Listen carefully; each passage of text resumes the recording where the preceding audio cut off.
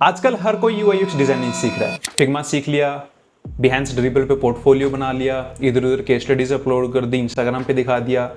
But जब वो लोग एक्चुअल में डिजाइनिंग करने जाते हैं तो उनके बिजनेस वाले जो है या कंपनी वाले जो लोग हैं वो एक बोलते हैं कि भाई ये जो डिजाइन है ना, मेरे को लग रहा है कि बिजनेस ओरिएंटेड नहीं है, या ये डिजाइन ना मेरे बिजनेस को डुबा सकता है। क्यों? क्योंकि आपने फिग्मा और डिजाइनिंग का तो सीख लिया, लेकिन आपने बिजनेस की एबीसीडी नहीं सीखी। और अगर तुम ऐसा ही करते रहे तो भाई तुम्हारे डिजाइनिंग करियर का एग्जिट डोर से नहीं, सीधा खिड़की से होगा। So hi guys, my name is Ajay Soni and welcome to the brand new video on What the UX channel। ये है राहुल। इसने एक फूड डिलीवरी ऐप का चेकआउट फ्लो बनाया है। मिनिमलिस्ट, यूजर फ्रेंडली और एनिमेशंस भी तगड़े हैं। पर लॉन्च के बाद क्लाइंट ने बोला तुम्हारा डिजाइन ने हमारे बिजनेस का 50% लॉस करवाया है। क्यों?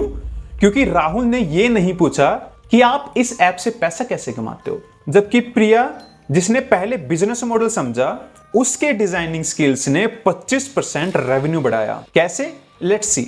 राहुल ने सोचा कि यूजर्स को सिंपलिसिटी पसंद आएगा, लेकिन बिजनेस की रिक्वायरमेंट्स क्या थी कि उनको अपना एवरेज ऑर्डर वैल्यू बढ़ाना था। No upsells is equals to no revenue, client का लॉस और राहुल का करियर स्टेन। अब on the other side Priya का अप्रोच देखो।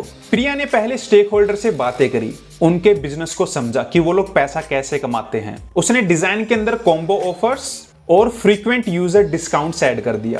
अब इसकी वजह से क्या हुआ, देखो यूजर भी खुश हो गए, उसको डिस्काउंट मिला, ऑफर मिले, और बिजनेस भी खुश हो गए क्योंकि उसके एवरेज ऑर्डर वैल्यू बढ़ गई। सो एट द एंड राहुल के डिजाइन की वजह से रेवेन्यू बहुत ज्यादा लॉस में हुआ और उसको कंपनी ने हटा भी दिया। But on the other side Priya के डिजाइन की वजह से रेवेन्यू भी बढ़ा, डिजाइन्स भी अच्छे बने और साथ ही साथ प्रिया का खुद का प्रमोशन भी हो गया। अब क्या होगा अगर तुम बिजनेस को हर बार इग्नोर करते रहोगे? अब राहुल जैसे डिजाइनर्स के साथ बिजनेस को बार बार इग्नोर करने से 3 टाइप की प्रॉब्लम्स आ सकती है। सबसे पहला प्रॉब्लम होगा कि तुम बिजनेस की तरफ से पूरा ट्रस्ट लूज कर दोगे, उनको तुम्हारे डिजाइन पे कभी भी भरोसा नहीं होगा। Second problem, there are high chances कि तुम्हारा करियर भी बहुत एकदम स्लो हो जाएगा या बिल्कुल ही रुक जाएगा। तुम लेट्स से एक जूनियर डिजाइनर के रूप में तुमने ज्वाइन किया, सो काफी टाइम तक तुम उसी फील्ड में अटके रह जाओगे, तुम जूनियर के जूनियर ही रह जाओगे, स्ट्रेटेजिस्ट कभी नहीं बन पाओगे। Third and the most critical problem जो हो सकती है, एथिकल फेलियर। सपोज करो कि तुम्हारे डिजाइनिंग स्किल्स की वजह से एक पूरी कंपनी बंद हो गई, एक पूरा प्रोडक्ट डाउन हो गया, भाई पूरी लाइफ गिल्टी में रहोगे। तो इस सबसे बेटर है कि हम बिजनेस के बारे में थोड़ा सा सीखें। अब क्या सीख सकते हो मैं बताता हूं। तो बिजनेस सीखने के लिए हमें पहली बात तो एमबीए की जरूरत नहीं है, बेसिक बिजनेस की बात है यहाँ पे। बस ये 3-4 स्टेप्स भी फॉलो कर लोगे भाई, तुम्हें काफी अच्छा नॉलेज हो जाएगा बिजनेस का। सबसे पहला स्टेप है बिजनेस के मॉडल को समझो। अब बिजनेस का मॉडल समझने के लिए तुम अपने स्टेक होल्डर से ये 3 सवाल पूछ सकते हो। सबसे पहला सवाल कि कंपनी पैसा कैसे कमाती है, उनका जो भी प्रोडक्ट है उस प्रोडक्ट से वो उनका बिजनेस रेवेन्यू क्या है। सेकंड क्वेश्चन कि उनके लिए कौन से मैट्रिक्स या कौन सी KPI बहुत ज्यादा वैल्यूएबल है, जैसे कि यूजर कन्वर्जन है, या ये मंथली एक्टिव यूजर्स है, या चर्न रेट है, फलाना ढिमकाना। थर्ड थिंग, उनका कॉम्पिटिटर कौन है, मतलब डायरेक्ट कॉम्पिटिटर कौन है। फॉर एग्जांपल लेट्स से कि जोमैटो का है स्विगी और लेट्स से ओला का है उबर, रैपिडो एंड ऑल, ऐसे करके। दूसरा स्टेप, स्टेक होल्डर से गप्पे मारो। अब गप्पे मारने का मतलब ये नहीं कि भाई तुम ऑफ द टॉपिक बात करोगे, नहीं। उनसे पूछो कि तुम्हारे हिसाब से क्या क्या OKRs उनके लिए बहुत ज्यादा जरूरी है, क्या आपको यूजर एक्विजिशन से ज्यादा बिजनेस रेवेन्यू चाहिए। तीसरा स्टेप, ये कुछ बिजनेस की ABCD है, कुछ टर्म्स है जो मैं बता रहा हूं, इनको ध्यान में रख लेना। सबसे पहला मॉडल है KPI, की performance indicator. For example conversion rate, customer life time value. Second है OKR, ऑब्जेक्टिव एंड की रिजल्ट्स। जैसे हम टारगेट रखते हैं कि भाई अगले 2 महीने में, अगले 3 महीने में हमें रेवेन्यू इतना बढ़ाना है, 20%, 30% जो भी है। सेकंड मॉडल है रेवेन्यू वर्सेस प्रॉफिट। इसका डिफरेंस जानना बहुत ज्यादा जरूरी है।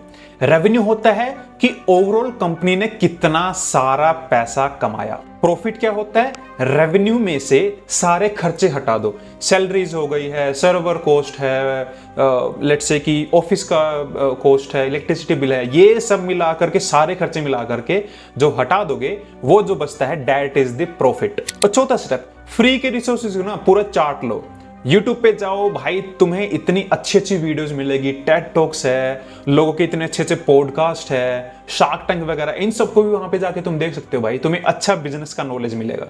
तो मेरे दोस्त, कल से जब भी फिग्मा खोलो और वहां पे डिजाइन करना चालू करो, उससे पहले अपने आप से ये 2 सवाल जरूर पूछना। पहला क्वेश्चन पूछना, मैं जो डिजाइन कर रहा हूं ये यूजर की प्रॉब्लम तो सोल्व कर देगा, लेकिन क्या ये बिजनेस की भी प्रॉब्लम सोल्व कर पाएगा? और दूसरा, अगर मेरे को ये डिजाइन मेरे सीईओ को प्रेजेंट करना है तो मैं किस तरीके से करूं ताकि उसको समझ आए ये डिजाइन, क्योंकि सीईओस को डिजाइन की language, user friendly, user friction, cognitive load, ये सब से उसको फर्क नहीं पड़ता है। उसको फर्क पड़ता है सिर्फ धंधे से, पैसे से। तो मैं किस तरीके से उसको उसी की भाषा में समझाऊं ताकि मेरा डिजाइन किया हुआ प्रोडक्ट उसको समझ आए और वो अप्रूव भी हो जाए। तो दोस्त, एट दिन में तो मैं एक ही बात बोलूंगा कि भाई, डिजाइनिंग करने के लिए फिग्मा सीख लिया, अच्छी बात है, लेकिन अपने करियर में सर्वाइव करने के लिए तुम्हें बिजनेस सीखना ही पड़ेगा। चाहे आज कर लो, कल कर लो, परसों कर लो, लेकिन तुम्हें बिजनेस को सीखना चालू करना पड़ेगा। तो अभी एक्शन ले लो भाई, वरना तुम भी राहुल की तरह फिर लिंक्डइन पे रोते रह जाओगे, है ना? So I hope you like this video, guys. If you like this video, then share this video with your friends as well and comment down your experience, how much you are understanding the business right now. Till then, see you in the next video. Thank you.